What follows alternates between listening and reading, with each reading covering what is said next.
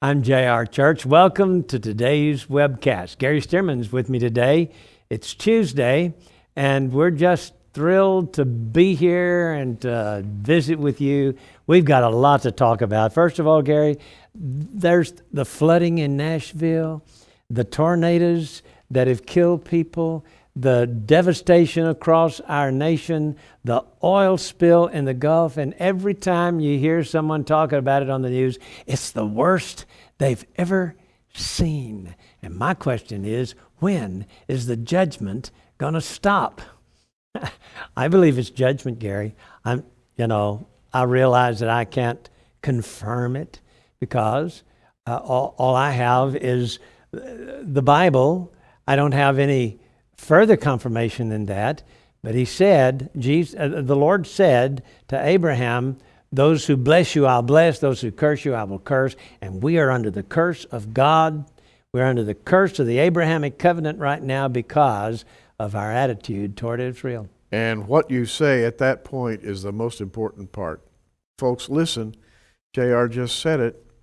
The Abrahamic covenant promised curse for curse in kind. I'll bless those who bless you, I'll curse those who curse you. And if you study the Bible, what you discover is that God heaps the same curse in reverse that the enemy wished upon Israel. For example, Haman wanted to hang Mordecai on a public gallows. Guess who got hung on the public gallows? It was Haman.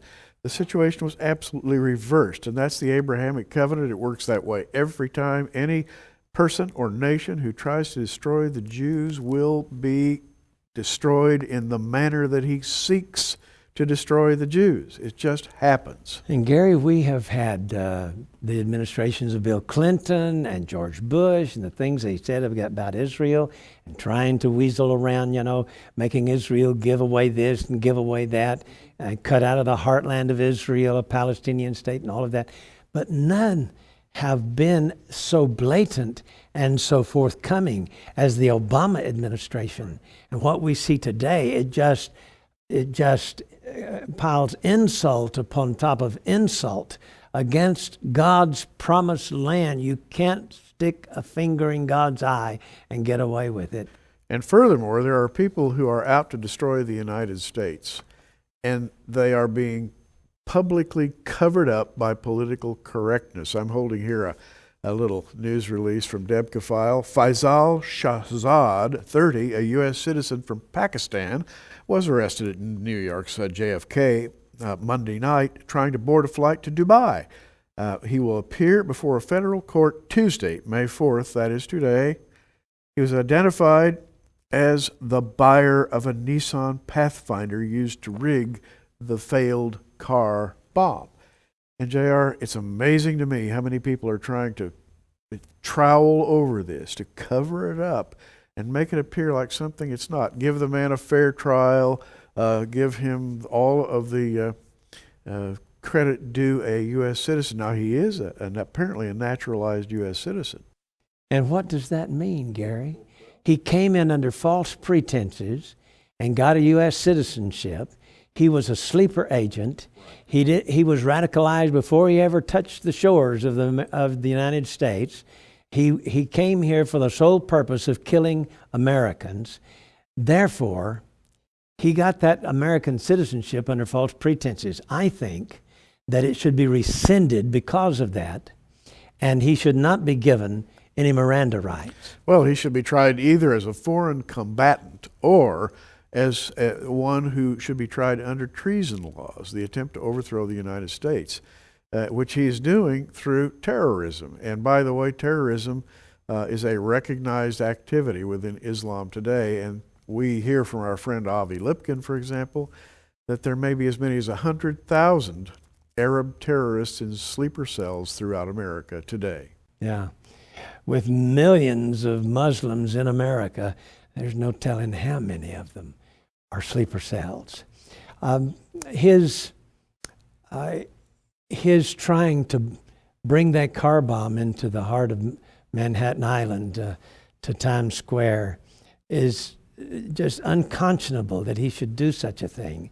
He deliberately parked it, as I understand, in front of a theater that was showing a presentation that would draw in a lot of mothers and children. Deliberately parked it there to kill the most vulnerable and to make the biggest propaganda splash. That is the act of a terrorist. And yet our administration, our government, our president, and all the people at the White House tried to play it down. Oh, it's probably not a terrorist. It's probably some disgruntled Tea Party bagger who is against Obama's health care. I mean, try to blame us. Give me a break. Try to blame the conservatives. Try to blame the Republicans. Give me a break. How stupid, how absolutely, utterly stupid such a thing is, to try to blame good citizens of the United States of America when we knew all along it was an Islamic terrorist. I mean, it doesn't take a brain surgeon to figure something like that out. You know, the Bible has a word for terrorist, and we find it in Zephaniah chapter 2, verse 4, which is a prophecy against Gaza. And some people see today's Gaza in this. For Gaza shall be forsaken, Ashkelon a desolation. They shall drive out Ashdod at noonday. Ekron shall be rooted up. Woe to the inhabitants of the seacoast, the nation of the Cherethites. Now, the word Cherethites in the King James Bible comes from the Hebrew keratim, and the definition of that word is running assassins. What a perfect title for a terrorist, a running assassin. That's exactly what this fellow was doing after he set off his little alarm clock bomb. He ran for JFK to try to take a flight to Dubai. He was a running assassin. Incredible. Listen, God's judgment is going to stay on America. And by the way, there was a Muslim who heads up some kind of a non-profit Muslim type organization here in the United States who called in a radio station in New York and said it's going to happen again and again and again. And the Al-Qaeda, the Taliban in Pakistan is already taking credit for it. I'm talking Saturday, Sunday. They already took credit for it. And yet our government officials kept saying, oh, well, no, there's no proof. There's no, just because they're taking credit for it, there's no proof yet. Well, there is now. There is now. And here's the thing. I think America is covered by the blessing of the Lord, the Spirit of God. The body of Christ is still present here. And as long as we're present, it's not a lost cause. Lift up this nation in prayer. Pray that the Spirit of the Lord will cover this land, extend the blessing. I don't care how many terrorists there are out there. They can't do one evil work unless the Lord steps back and lets them do it. So pray for the safety and the peace of this country. Now, let me tell you, back in the Old Testament, in the days of the Bible, Old Testament days in Israel, when the king committed a sin against God, God judged the whole nation. A lot of innocent people died. Judgment came. It's happening to America today. Don't blame God. Don't blame God for the tornadoes and the floods and the oil spill and all that. Blame the people at the top. They're the ones who are committing the sins against God. And so, you know, if you pray for God to spare America's heartland, tell him to send those tornadoes and floods to Washington, D.C. I don't know how else to put it. Well, God bless you for watching us today. We'll see you again tomorrow with our analysis of the news.